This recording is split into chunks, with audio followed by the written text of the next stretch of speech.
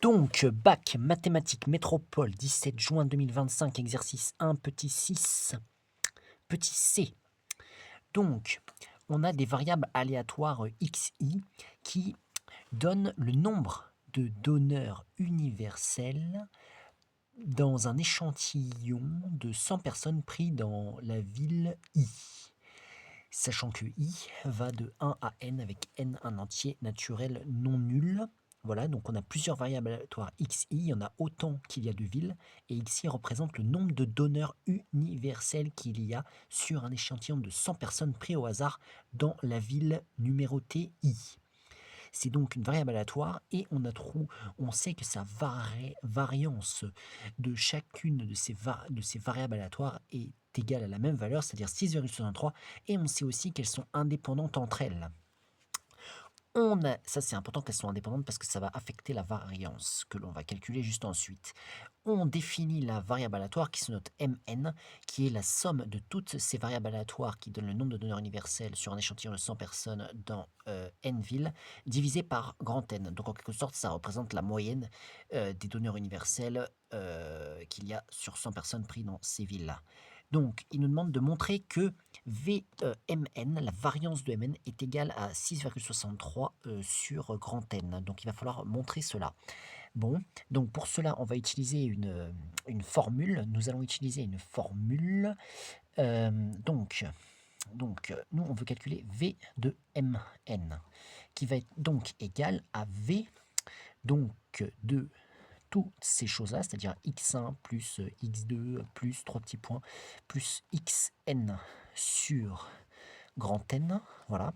Et donc, ça va par conséquent être égal, si on continue notre raisonnement, donc en fait, on va séparer tout cela en plusieurs fractions, c'est-à-dire qu'on va faire x1 sur n, plus x2 sur n, plus 3 petits points, plus xn sur n, donc ça va nous donner v de x1 sur n, plus x2 sur n, plus 3 petits points, plus xn sur n. Donc jusque-là, on a séparé en plusieurs fractions additionnées, elles ont toutes le même dénominateur qui est grand N, voilà.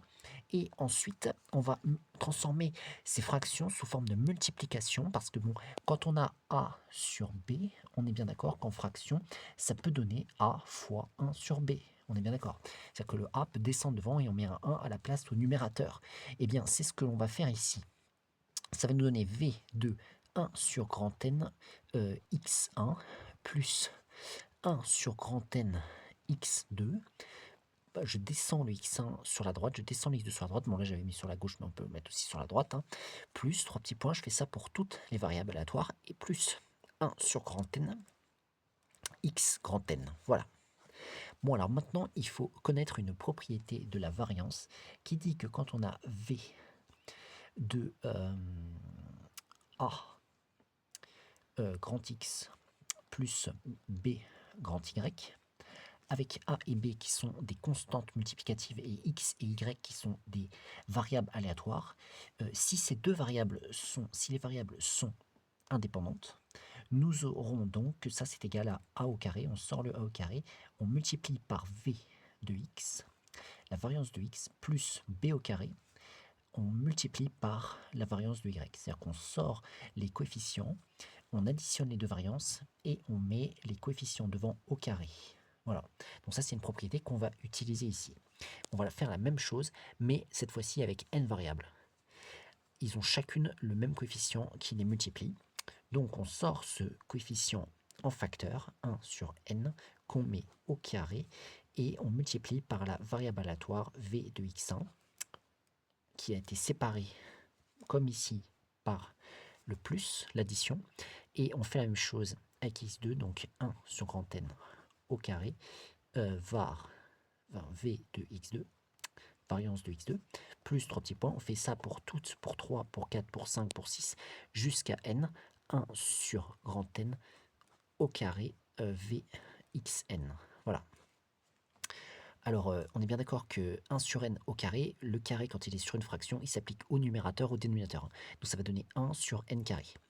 On voit que ce 1 sur n carré, pour chacun, là qui est en facteur commun des termes de cette somme. On va donc pouvoir factoriser par ce facteur commun. Ça va donner 1 sur grand N au carré. Facteur de v de x1 plus V de x2, plus V de x3, plus V de x4, etc., plus V de xn. Voilà. Voilà, donc on a déjà un petit peu avancé. Parce que là, on a obtenu les variances de chacune des variables aléatoires xi avec i qui va de 1 jusqu'à n. Et ces variances, on les connaît, on nous les a données dans l'énoncé, c'est 6,63. Donc on va remplacer tout cela par 6,63. Oui, 6,63, effectivement. Donc ça va donner 1 sur n au carré fois, entre parenthèses, 6,63 plus 6,63 plus 3 petits points plus 6,63. Voilà. Combien il y a de 6,63 dans cette somme? Eh bien, il y en a n, puisqu'il y en avait 1 pour chacune des variables aléatoires, et il y a n variables aléatoires. Donc, du coup, on pourrait dire que ça, c'est 1 sur n au carré fois 6,63 fois grand N. On est bien d'accord. Et donc, on va simplifier un petit peu de cette expression. Donc là, de la même manière que là, maintenant, on va faire l'inverse. On va passer le a au numérateur, puisqu'on va multiplier par 1. Donc, ça va nous donner 6,63 fois n sur n au carré.